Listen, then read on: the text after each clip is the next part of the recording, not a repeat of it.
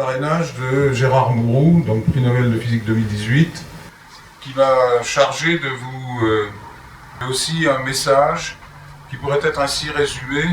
André-Marie Ampère, ce génie, a incarné toute sa vie la curiosité scientifique et le goût de l'innovation pour faire avancer la science et servir l'humanité. Et là, je cite ses propos. « C'est pour moi un grand honneur d'être le parrain de toutes les manifestations de commémoration des 200 ans de la création de l'électrodynamique par André-Marie Ampère. Dès mon enfance, avec un père ingénieur et un grand-père technicien, tous deux travaillant chez EDF, j'ai été sensible et très attentif à tout ce qui touche à l'électricité, et donc au génie que nous admirons tous, André-Marie Ampère. À la suite de l'expérience mémorable du physicien et chimiste danois Hans Christian Ørsted, donc début 1820, André-Marie Ampère sera le premier, une semaine après la présentation de cette expérience à l'Académie des sciences par Arago, à en donner l'explication rigoureuse le 18 septembre, c'est une vraie date historique si je puis dire, 1820, et à élaborer les premières lois de l'électrodynamique et de l'électromagnétisme.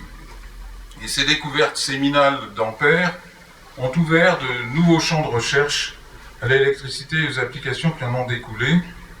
Leur développement ont permis l'essor de l'industrie et le confort matériel dont nous bénéficions tous aujourd'hui dans notre vie quotidienne, avec une telle facilité que la plupart d'entre nous en a oublié les fondements et les techniques qui le régissent. De plus, la facilité avec laquelle l'électricité est de nos jours utilisée n'incite pas à s'y intéresser. Les techniques numériques et les outils associés sont présents en permanence et passionnent. Ce n'est plus le cas des phénomènes électriques, et ces nouvelles techniques n'existeraient pas sans elles, l'électricité. L'électricité est aussi un domaine qui est devenu étranger à beaucoup, et plus spécialement aux jeunes. Force est de constater que les jeunes n'ont pas une attirance forte pour elle. Les écoles d'ingénieurs en particulier ressentent une profonde désaffection dans cette branche de la physique, au profit d'autres formations mises plus au premier rang, comme celle portant sur l'environnement ou l'économie circulaire en lien avec la préservation de notre avenir et de la nature. Mais dans quel monde vivrions-nous aujourd'hui si tous ces progrès ou ces inventions n'avaient pas permis à l'électricité de préserver ses richesses qui auraient alors disparu? Les lois fondamentales de l'électricité ont conduit entre autres au moteur électrique qui a progressivement remplacé la machine à vapeur avec tous les avantages que l'on connaît. Il n'y a pas une entreprise, une habitation ou un véhicule qui ne possède pas une installation ou des composants fonctionnant avec l'électricité, voire avec des piles. Nous sommes en effet à la croisée de deux mondes, le monde d'aujourd'hui et de demain pour lequel l'usage de cette électricité est vital pour vivre et pour une perspective d'avenir, comme pour mobiliser sur des défis qui nous attendent. Il faut pouvoir entraîner les jeunes et bien sûr intéresser tous nos concitoyens. Les actions de communication et de vulgarisation devraient conduire à revaloriser l'image à la fois des techniques, mais aussi de leur intégration dans les enjeux environnementaux. Le deuxième monde, c'est celui qui nous vient de l'histoire, qui a été écrite par des hommes remarquables.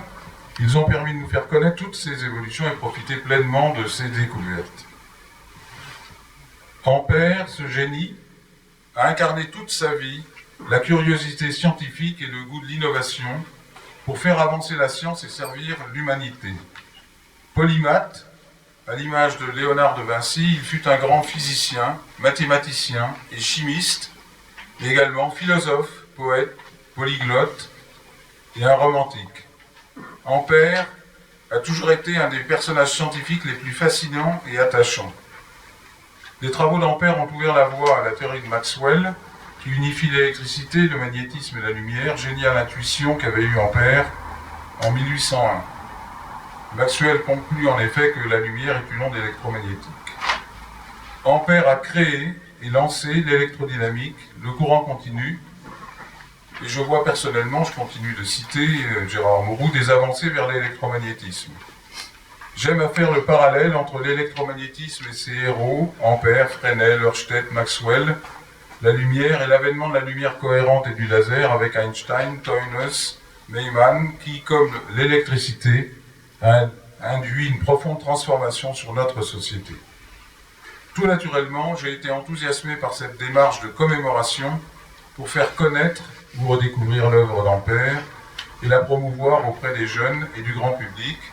Et la cérémonie d'aujourd'hui est un signe supplémentaire pour cette reconnaissance internationale vers ce grand homme. Je ferme les guillemets. Donc Gérard Mourou, parrain des manifestations Ampère 200 ans.